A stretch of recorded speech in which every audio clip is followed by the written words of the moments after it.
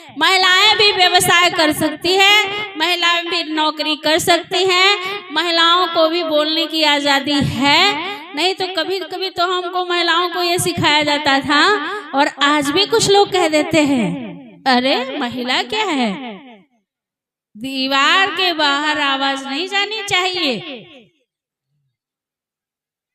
पुरुष वर्ग अभी भी महिलाओं से कह देता है कि अरे महिला क्या है, महिलाओं की आवाज दीवार के बाहर नहीं जानी चाहिए। महिला दब गई, महिला दब गई कि जब उनको सर्विस में यानी नौकरी में जाने का अधिकार मिल गया, समानता का अवसर मिला, तो क्या हुआ, संविधान एक और भी चीज दे रहा है कि आप इंटरकास्ट शादी करने की भी स्वतंत्रता देता है। यानी कि मतलब अंतरजाति शादी ब्याह करने की स्वतंत्रता दे रहा है। तो लोगों ने समझा कि इसका डबल लोग फायदा ले लेंगे।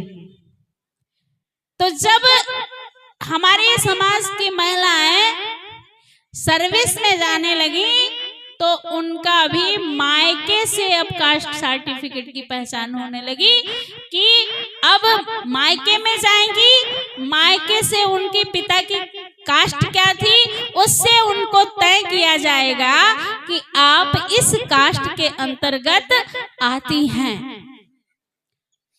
और किस लिए बनाया गया कि शोषण करने में आसानी हो जाए। वैसे टिपिकल लगेगा और वैसे कास्ट की ज्यादा पहचान हो जाएगी। नहीं तो जब बराबर की भागीदारी है तो किसी सर्विस में या किसी कार्य करने में धर्म और जाति का जो कालम होता है वो होना ही नहीं चाहिए। उसकी क्या जरूरत है? कोई जरूरत है?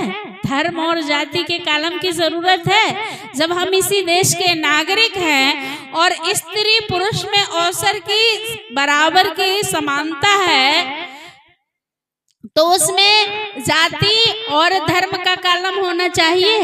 नहीं होना चाहिए। इन चीजों को समझने की बहुत जरूरत है।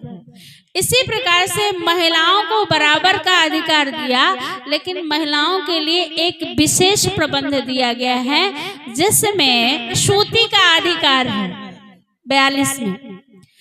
तो प्रसूति का जो अधिकार दिया गया, यानी जब प्रसूतावस्था में कोई भी एम्प्लॉइज महिला होगी, जो सर्वेंट महिला है, तो उसको क्या करते हैं कि प्रसूता अवस्था के बच्चा जन्म के 3 महीने पहले और 3 महीने के बाद में बच्चे के केयर के लिए जो छुट्टी दी जाती है 6